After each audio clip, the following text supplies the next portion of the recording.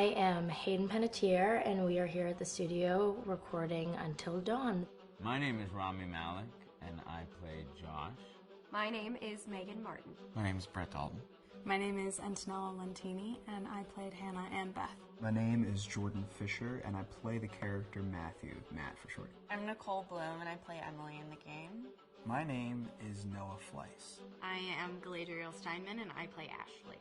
So Until Dawn is the story of 8 teenagers who revisit this cabin in the woods about a year later after a really traumatic experience where I've lost 2 of my sisters, so coming to kind of get some closure in that respect. One of the things that Larry does really well is make these multi-layered characters, and I think for just the story in general, it follows the quintessential horror film plot lines, but the characters are so unique in themselves, and I think that's very cool. Oh, yeah, this was the right thing to do. What? You know, getting everyone together on the anniversary.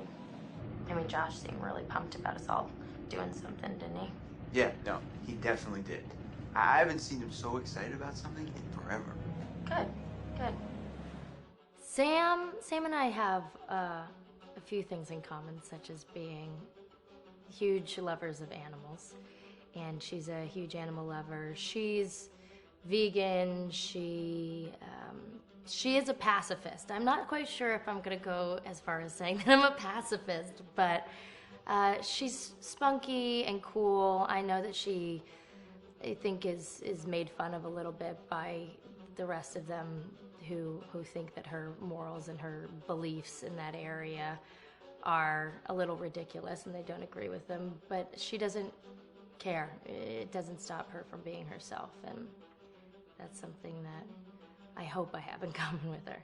You know, he definitely can be depressed at some times and a bit of a loner, but he takes some solace in one of his sister's friends, Sam, played by Hayden Panettiere, and invites everybody back to the same house the next year to kind of find some closure.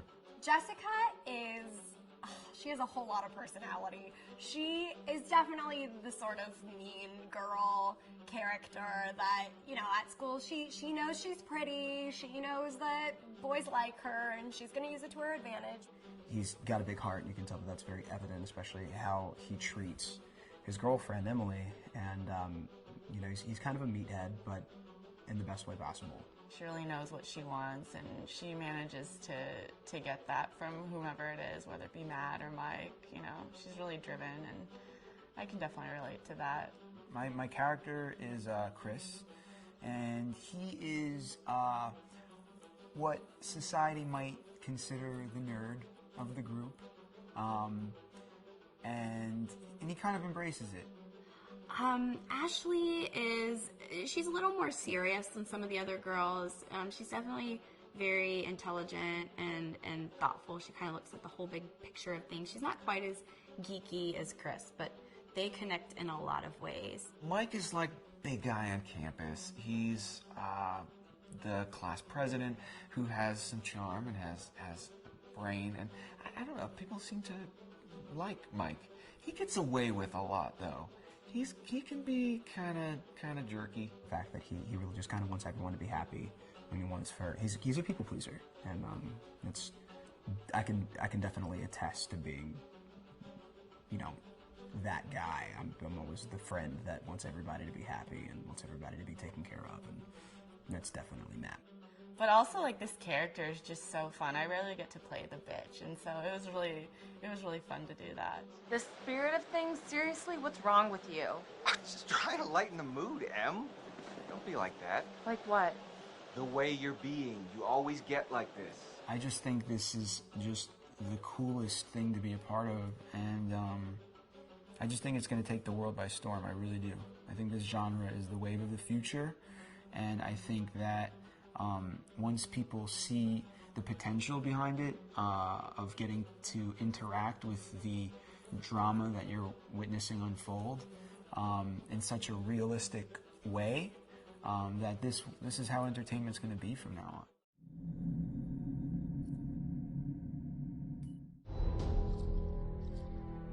Hi, this is Lee Robinson, production designer on Until Dawn. The production design for Until Dawn started with the great teen horror script that sets the characters in a Canadian winter mountain lodge, being a contemporary setting with visual clues derived from classic films of that genre, such as Hitchcock's Psycho and Stanley Kubrick's Shining. The storyboards are vital to the production design, as it allows the designer to understand the scale of the environments to be made and the detail that would be seen to create the atmosphere of a horror.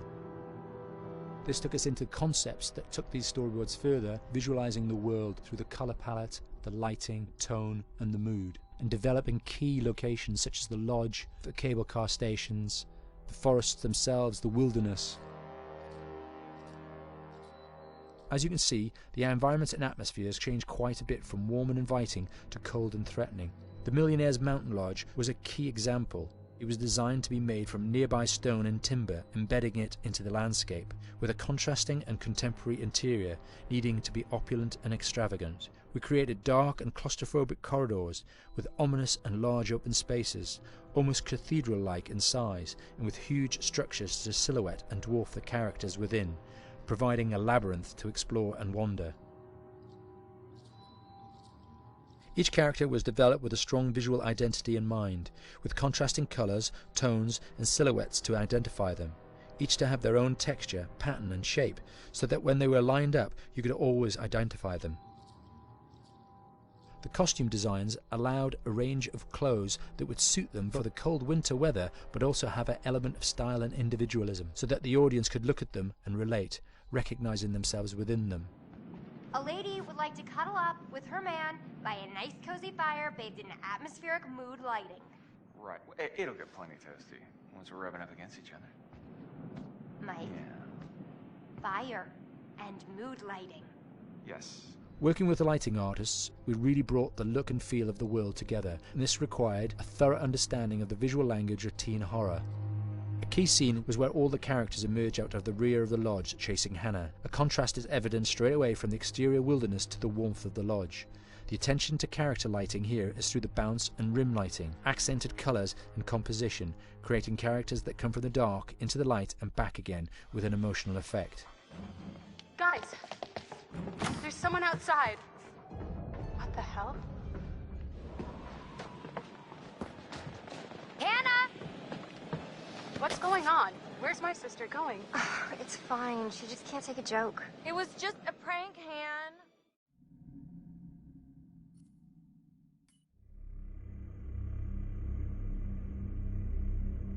Until Dawn is a game that's full of horror, and one of the things we decided to do early on was to take a scientific approach to how scary it was.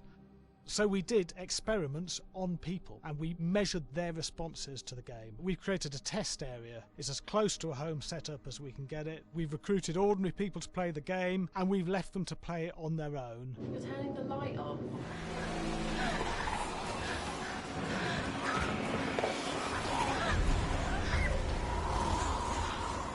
The only difference is it's rigged with cameras and microphones that relay the data through to the next room where people are watching them play.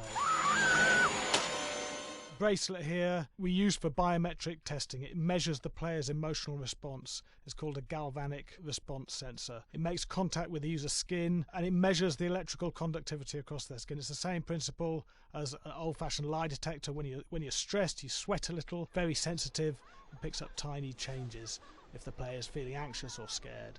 That data's fed back to a testing team, it comes through as a graph. I'm so sorry.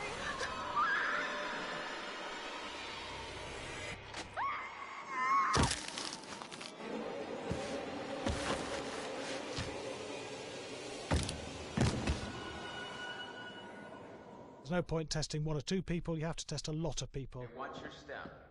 When we have a scare that's consistently has a measurable emotional response, then we knew it was good. If it didn't have that, it goes back to the team for improvement. The data doesn't tell us what's wrong with the scare, it only tells us if it's working or not. Wait, okay, so you hear that too, right? Josh. Here we have a chapter relatively early in the game. Weirdly regular. nothing regular about it. We have to create tension and anxiety in the player so they are ready to receive the scare.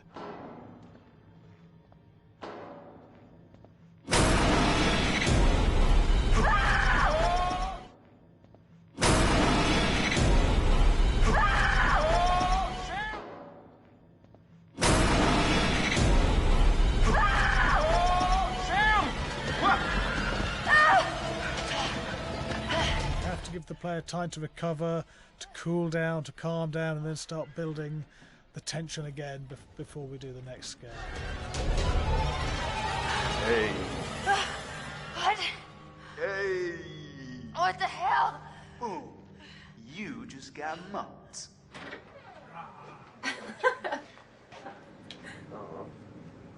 Yeah, I have such an adrenaline high from that game. There's two things we found. One is we could look at the scares, analyse if our expected scares were working effectively. Were people shrieking and covering their hands, or were they getting an emotional response from it? And being scientific about it means that we strip out people's opinions about whether things are working or not. We've got data, and we look at the data. If it's working, we're happy with it. Really scary. Bit scared and wanting to get away.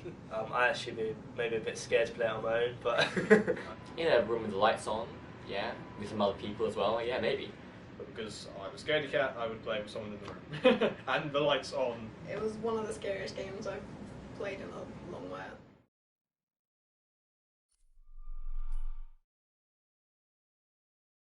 Hi, Larry. Hey, Graham. Hi, my name is Graham Resnick. I'm a filmmaker, writer, director, sound designer, and I started working with Larry Fessenden about 10, 15 years ago through my friend Ty West, who I grew up with, and have done a lot of sound design with on his films. And he was producing Ty's films at the time, and Ty introduced me to Larry. Larry produced my first feature, and we've written together on several projects. My name is Larry Fessenden. I'm a filmmaker. I run Glass Eye Pix, which is an independent production company out of New York. We make indie movies, a lot of scary movies as well. And I got a call to audition to write this video game. And I called my pal Graham Resnick because Graham is a gamer. And while I thought I could offer something to the idea of writing this multi-branching story, I knew that I would want Graham's expertise as a lover of gameplay, since I guess games were started. So and just as a lover. And as a lover, yes. Which is why there's so many sex jokes in the game. There was one Italian website that did say the Larry that's Fessenden right. and Graham Resnick, the two lovers behind Until Dawn. Come here. Maybe I know how to handle you too. I am definitely ready to be handled. So I wanted Graham by my side. Yeah, and we got the gig, and it's been an amazing ride. Oh, hell yeah. Oh my god, she's taking her shirt off. What? Oh my god. Matt, what are you doing here? Hannah. I'm sorry, Hannah. This all got out of hand, but... So in the game, the basic setup is that a year prior to the game's start, all these kids had gone up to a ski lodge that was owned by the parents of one of the kids, or a couple of the kids, and some of the teenagers played a prank on some of the other teenagers, and a terrible tragedy occurred when a few of them, two sisters, ran out into a blizzard, and were never seen from again.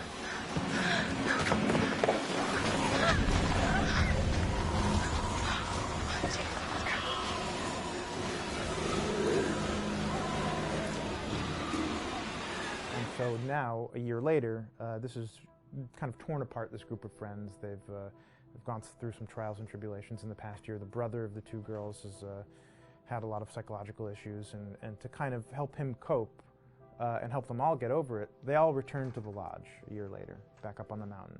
And the idea is to get over it, but... the healing does not begin. Yeah, and these kids are all trying to find themselves. They've been through a trauma, but in general, they're just teenagers trying to figure out who they are. So they're all kind of falling into the patterns, the stereotypes, the characters they see on TV and in the movies.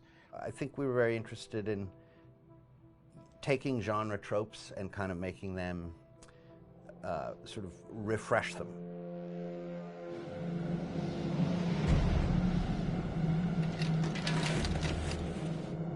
Hey, did you see that? Dad said it'd just be us this weekend. We're familiar with how slasher movies work. Most people have seen some horror movies, and we have established notions and preconceptions about the roles of the players in horror movies and how they talk and how they get killed and how they have sex. And to bring you into the game that way and then subvert a lot of those expectations was kind of our goal. They're haunted by some incident that happened in their past, which I think you pretty much figure out that that's going to have a role in their interaction. Yeah, so I think what was fun was we take some sort of stock characters and we try to give them some shape, but at least at the beginning they're recognizable in the way of groups of friends. There's the jock and the bitchy girl and the rivalries between everyone. And oh my gosh, and really fun characters too. Like we just had so much fun living in the minds of these characters through writing the script. What do you think? Jesus! It was fun. I think we were looking to get that kind of banter that you Yeah. see both in movies, but also that you absolutely have with friends, and sort of those inside jokes. And of course, as writers and as friends ourselves, we sort of developed little tracks, and we try to give the characters that kind of vibe.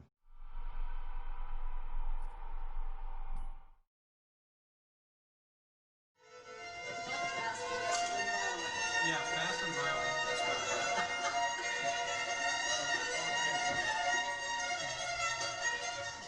All right, from the top.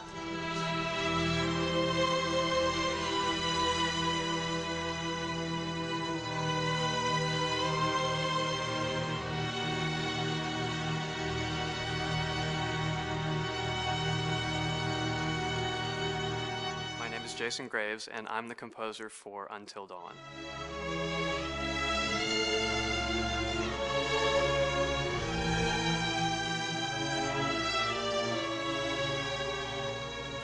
I've been involved with Until Dawn for about a year now. Originally, I was contacted by Barney Pratt, the audio director. I think that had something to do with my lineage of horror games, and hopefully not the fact that my last name is Graves, although a lot of people seem to associate my name with scary music.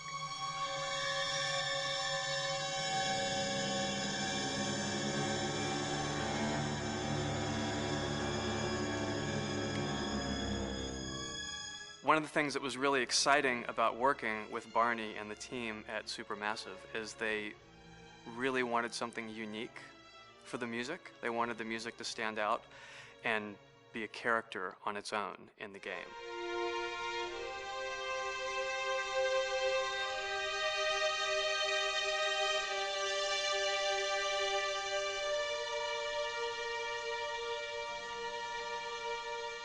When I'm first starting on a new score, and it doesn't matter if it's film, television, or games, I always end up going to the main theme. Sometimes the developer or producer isn't even necessarily interested in the main theme at the beginning. I just want to do it for myself, because for me, the main theme is the identity of the game. It establishes the mood, the atmosphere, and the character of the music, and how it's going to be playing in the background. And that's what we did with Until Dawn. That was actually my demo pitch to Supermassive Games. I put a main theme together, recorded all the instruments at my studio, and sent it to them. And they liked it. We actually ended up recording that exact theme, all the instruments and everything, live here at Ocean Way probably 9 months ago. And that's what we've been using in all the demos for the game, and that's the final version of the theme that is the main theme that you'll hear on the menus and in some key pieces of gameplay.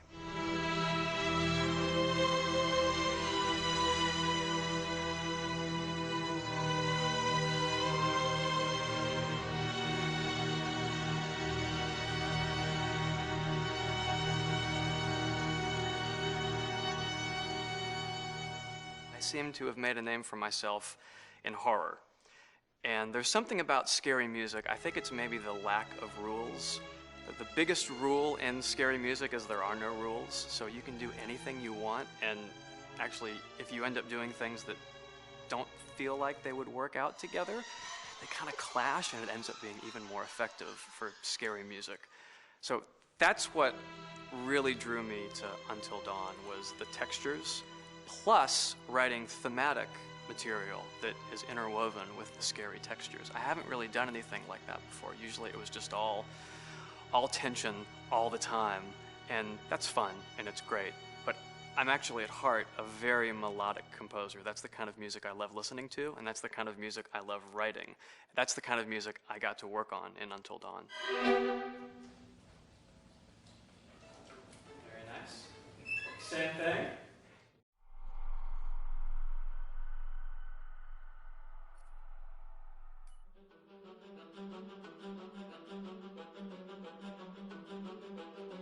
My name is Will Biles, Executive Creative Director of Until Dawn. The first part of getting a believable facial performance in-game is to capture, topographically, the actor's range of emotional expressions as separate versions of the same head.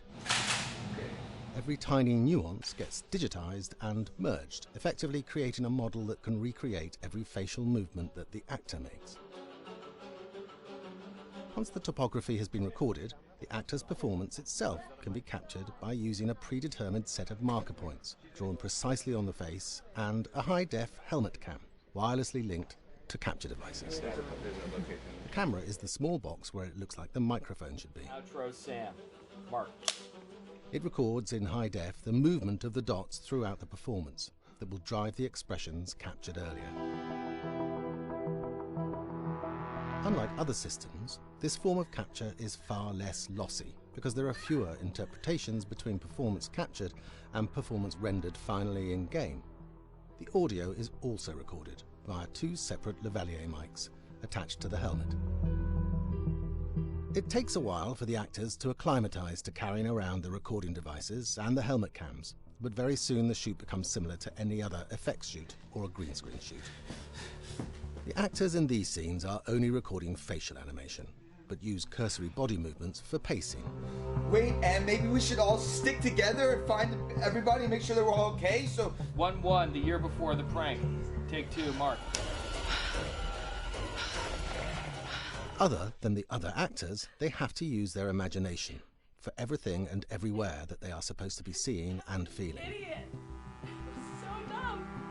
From a hot midday studio in Los Angeles to a freezing midnight mountain in British Columbia.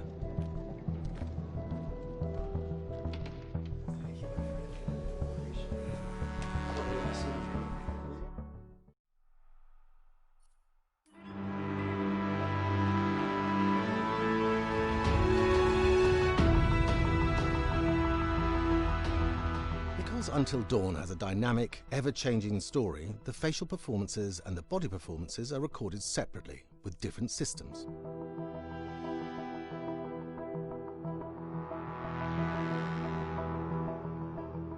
With the body capture, we use reflective bead suits and an infrared camera matrix system that drives the CG bone hierarchies in our character models.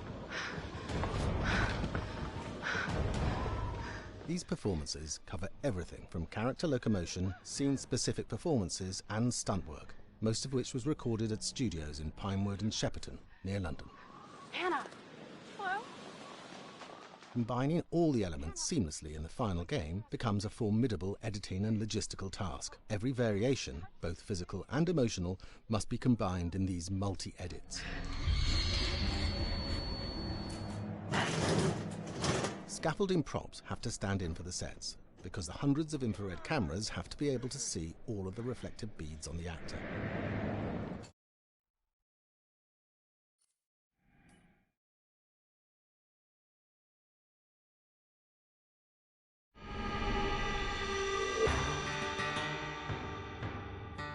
America's Northwoods border region. Within this land of 10,000 lakes and miles of dense timber, a hideous creature is believed to lurk. The North Woods is probably one of the last frontiers in America. There's still a lot of places in this area that hasn't been set foot by man. Monsters and mysteries exist here because it is remote. Up in the North Woods, winters are long. In times of biting cold and isolation, a devouring monster is believed to come forth. It's terrorized native people for generations. Growing up, I was told, like, don't go outside, the Wendigo will get you.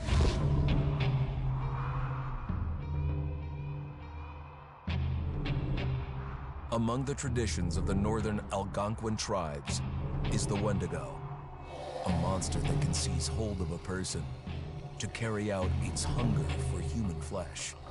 Many Native Americans fear even talking about this Wendigo, and even the mention of the name will let the Wendigo find out where you are, and it will open you up to be possessed by this Wendigo. The most famous case of a Wendigo possession took place in 1879 in the deep woods outside of Edmonton, Alberta.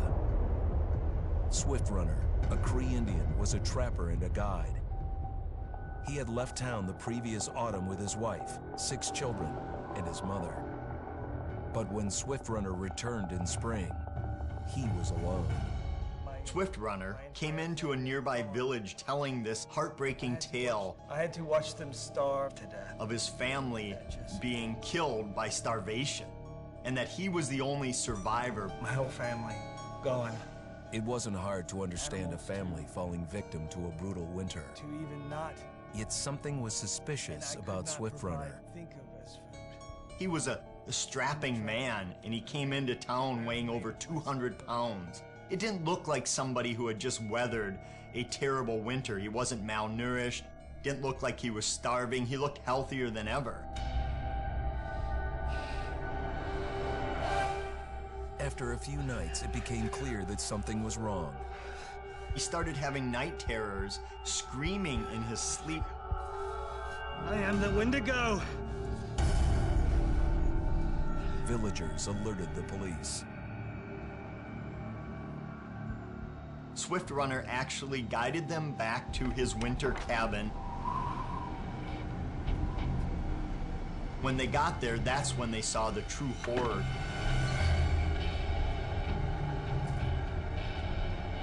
Human skulls were scattered around, many bones, some of which had been snapped in half, and the marrow inside had been drained.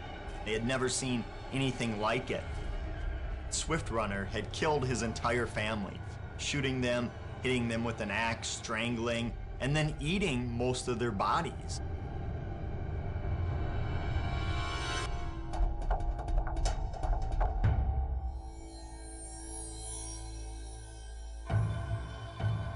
Right up until the moment the noose was on his neck, Swift Runner swore the evil spirit of the Wendigo had possessed him and twisted him into a cannibal killer. When he was on the gallows, Swift Runner himself said, "I am no longer a man."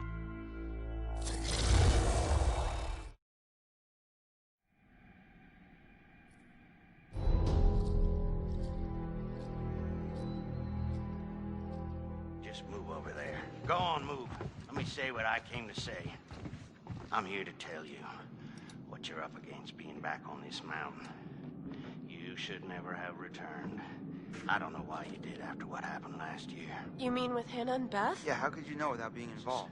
I don't take kindly to you kids coming up here to my mountain. Your mountain.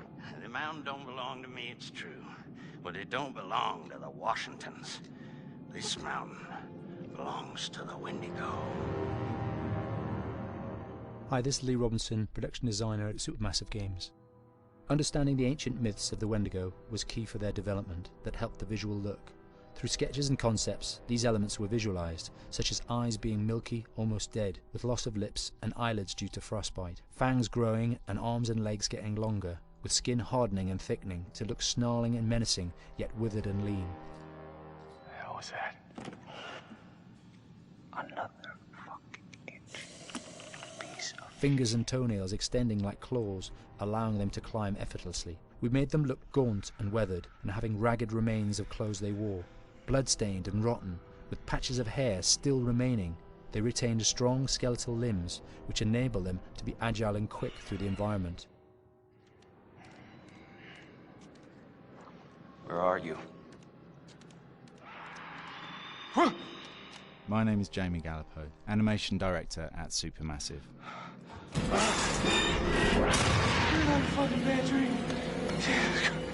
The overall direction on the creature was to be very strong, to be extremely fast. We wanted a spider-like movement to the creature. 1 minute scampering to leaping and then crawling, almost instantaneous.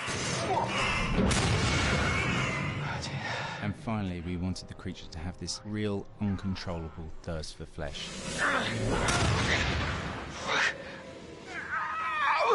From a sound design perspective, the Wendigo was a real challenge. For the main vocalizations of the Wendigo, we used our own vocalizations, various different animals from the exotic to the farmyard, various plugins and processes to gel these sounds together and keep a human resonance behind that voice, telling the backstory of the Wendigo.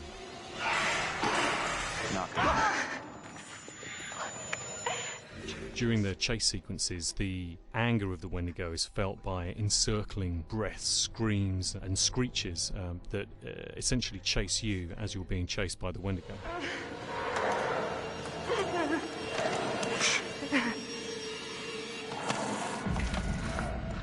We would layer them up in a multitude of layers, sometimes 15, 20 sounds playing at the same time, to build up the vocalizations for this fearsome creature which is always in attack mode, hyperactive and chasing you throughout the game.